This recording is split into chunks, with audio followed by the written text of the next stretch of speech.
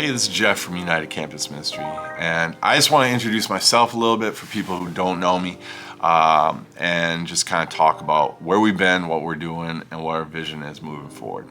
All right, so a little about me. I'm born and raised in this community, love this community. I dream about what God can do in this community. I've been doing young adult ministry in this area, involved and leading it for over 20 years now, and for being the chaplain across the street from Ridgewater College, I'm in year number 12. A little bit about me. I am a single dad of 3 little ones, and when I say little ones, I mean little ones, but they're not staying little for long. Part of our story is when the boys were born, my wife was diagnosed that day with acute myeloid leukemia, and 2.5 weeks later she suffered a hemorrhage in her brainstem and we lost her.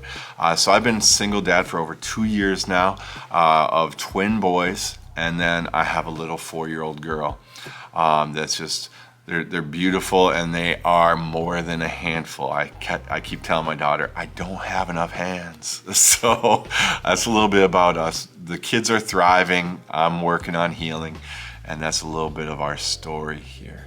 As for the ministry center and what we're doing out here, now that you've known a little bit about my family, I represent Willmar Area United Campus Ministry. We are one of one. There's no big mothership that I report to. It's local to this community. I partner in this building with another ministry. It's Lutheran Campus Ministry. They represent the local ELCA branch of churches, and we partner together to love and serve the local students here at Ridgewater College, and then also the staff and faculty here. So I've been doing this 12 years, Amy's been doing this 11 years, and we've seen a lot in that time. Now, the things we see is our main ministry is Tuesdays and Wednesdays we serve a free lunch, and any meal we can see 120 to over 150 students. We've topped out in the past over 200 students routinely. One year we served over 12,000 meals. So what happens in this little building? It's a nice building, it's a lovely building, but we overflow it. We run out of room here, and it's a challenge to us. We have to figure out how to use our space and how to love these students when we're crowded in or lined up to the street. The other things we've seen this year is we've given away dozens of blankets already. We've given away beds and food items and hygiene items. We have a food pantry. We have so many giveaways. We've given away probably over a dozen jackets already. We're just here to help provide for the felt needs as we provide for the spiritual needs of the students in this area. One of the byproducts of hosting these meals here is that we ask questions of the week, and one of the things I try to do is get the students to think beyond just accomplishing what they need to accomplish that week. I want them to set goals. I want them to see and think for long terms. I also want them to know that they're loved. And so we have these interactions and we build these relationships and we love these students, and a number of these students are away from home for the first time. We're providing that area of relief, an area of love, and an area of comfort that they might not have otherwise, and they might just be drifting. So we're doing this with intentionality. We're ministering to students that need it. A number of them are traditional students, some of them are PSEO, and then we have some non-traditional students that are here trying to restart some of their lives. One thing we've noticed this year that's different than other years, though, is an increased involvement from the neighborhood here. And here's what that means. Since pre-pandemic, there are 5 new buildings in our area. There are 5 new apartment buildings in this area. There's 4 located on County Road 5, and there's 1 on our road. That means there's hundreds of new individuals here and perhaps hundreds of new families here, many of whom are brand new to the community, many of whom English is not their first language. So what we've found ourselves in is north of the railroad tracks along County Road 5. There's one gas station and one church, and that is it for hundreds of families.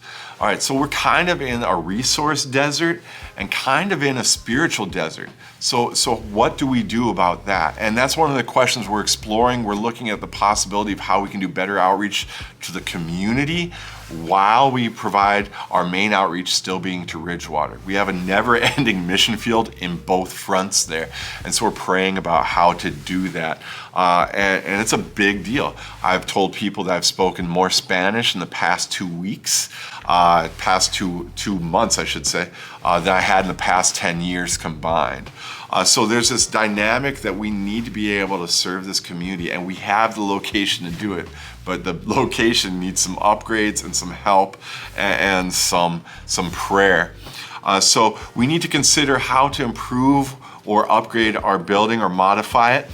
We have people who want to help and donate resources, but no room to accept them, whether it's beds or furniture or a lot of other things. We would love to do a laundry ministry, but we also need to consider so many other implications. So we need help and prayer in this arena. We also need funding and finances, but we need some expertise in either building or advice on how to move forward. So we got a lot on our plate. I work 3 jobs and raise 3 kids on my own. I can't be in 2 places at once. That's why you're getting this video. The Lutheran campus chaplain works at least 2 jobs, plus does some more chaplain work for the hospital. And so like she is stretched thin. And so we need help from the local church community to help make some of these things happen or help tell us why it's a horrible idea. But that's what we're doing around here. We get to love and serve students. We get to help them see who God is and talk about who God is. We get to help them feel loved and known and just be a part of this final frontier and plant some seeds for these students that are here temporarily. So that other communities, maybe even this community, might have some trees moving forward. So we're in it for the long haul here. I love what I get to do. I thank you for supporting me. I thank you for praying for us, and I look forward to hearing from you soon. Our contact information is at the end of this video.